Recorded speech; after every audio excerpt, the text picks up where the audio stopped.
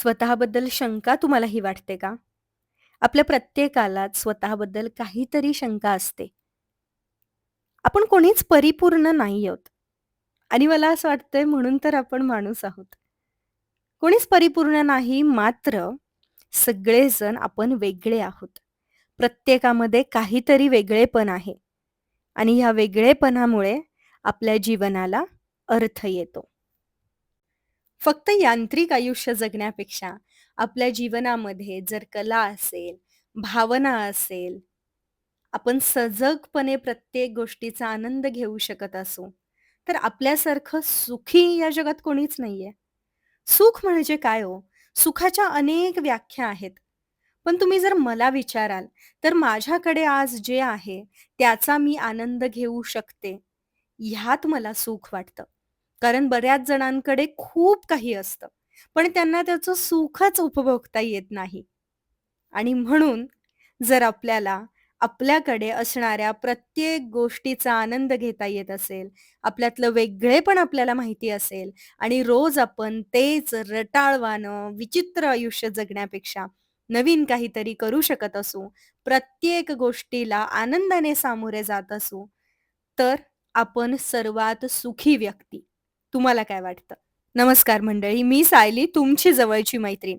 मी counsellor आहे आणि स्वीकार माइंड केअरची सहसंस्थापिका. स्वीकार माइंड केअर अंतर्गत आपण अनेक कार्यशाळा घेत असतो, ज्याची माहिती तुम्हाला शॉर्ट्स व्हिडिओजमधून आणि आपल्या कम्युनिटी पोस्टमधून वेळोवेळी मिळत असते.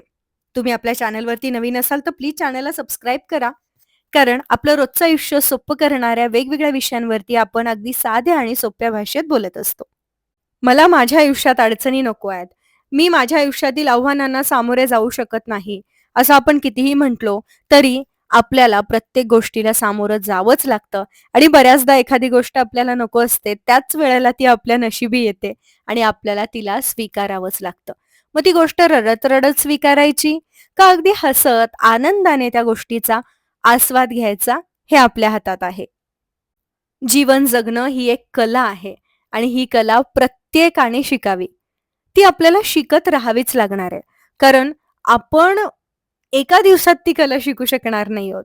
आपल्याला शेवटपर्यंत हे शिकायचंय. शेवटपर्यंत अनेक गोष्टींना आपल्याला सामोरं जायचंय आणि जे माझ्या समोर येईल ते माझ्यासाठी उत्तम असेल, चांगलंच असेल, असा जर आपण विचार केला, तर अर्थात आपल्या जीवनामध्ये जे काही समोर येणार आहे, ते आपल्यासाठी चांगलंच असणार आहे. प्रत्येक जण घाबरलेला असतो, प्रत्येक जण आतून तुटलेला असतो. पण तरी देखील आपल्याला सतत उभं राहायचंय आणि हेच तर आहे, यालाच तर कला असं म्हणतात.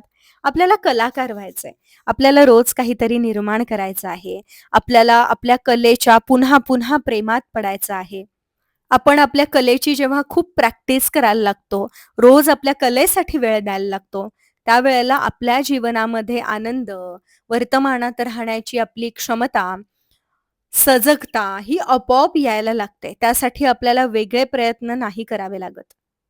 आपल्या कलेमध्ये ज्यावेळेला आपल्या भावना उतरतात, त्यावेळेला ती कला किंवा ते आपलं जे प्रॉडक्ट आहे, जे काही आपण बनवलेलं आहे, मग ती एखादी रांगोळी जरी असली, तरी ती इतरांपेक्षा इतकी वेगळी दिसते आणि त्यात आपलं वेगळेपण, आपले विचार स्पष्ट समोर यायला लागतात, दिसायला लागतात.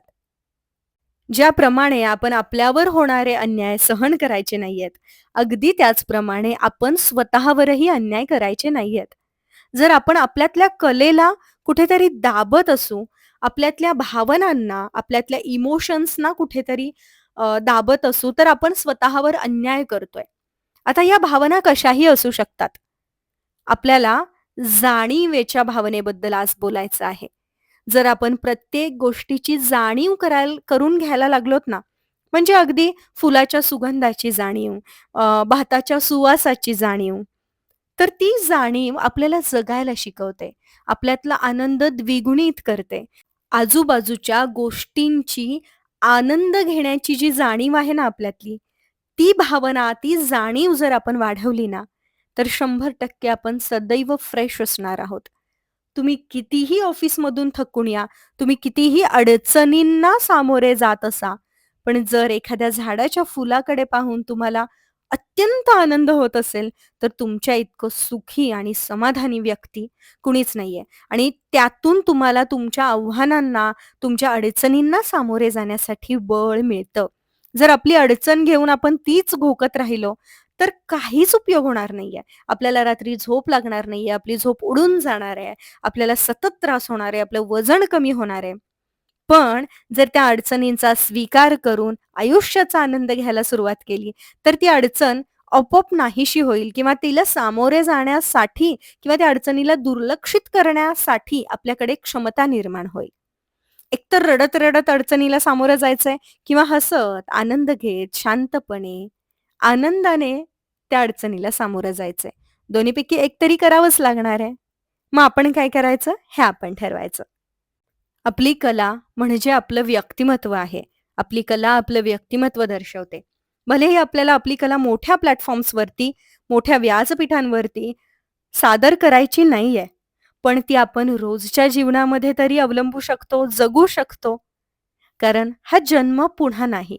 बऱ्याचदा मी हे वाक्य म्हणते, की हा जन्म पुन्हा नाहीये.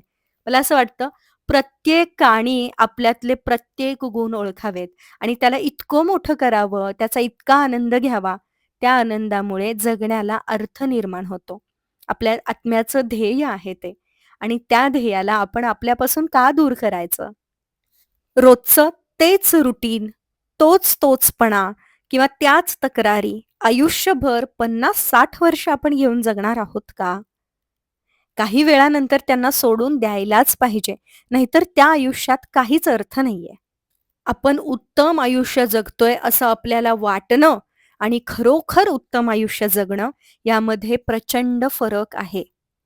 वही पेन घेऊन बसा आणि प्लीज तुम्ही तुमच्या आयुष्यामध्ये कोणत्या कला जोपासत आहात, तुमच्यामध्ये कोणते उत्तम गुण आहेत आणि त्याचा तुम्ही किती आनंद घेताय, याचा आढावा घ्या. या यांत्रिक आयुष्यातून आपण आपली सुटका केली पाहिजे. जिथे तोचपणा आहे. तेच काम रोज त्याच पद्धतीने करायचं. ते काम कोणतंही असोत. ते काम तुम्ही रोज वेगवेगळ्या पद्धतीने करायला लागलात. रोज स्वतःसाठी छोटं चॅलेंज घ्यायला लागलात आणि दिनचर्येमध्ये बदल घडवून आणायला लागलात ना, तर तुम्ही जिंकलात. आयुष्य गाजवता यायला हवं आणि ते प्रत्येकाने गाजवावं. प्रत्येकाने एक सुंदर, परिपूर्ण आयुष्य जगावं.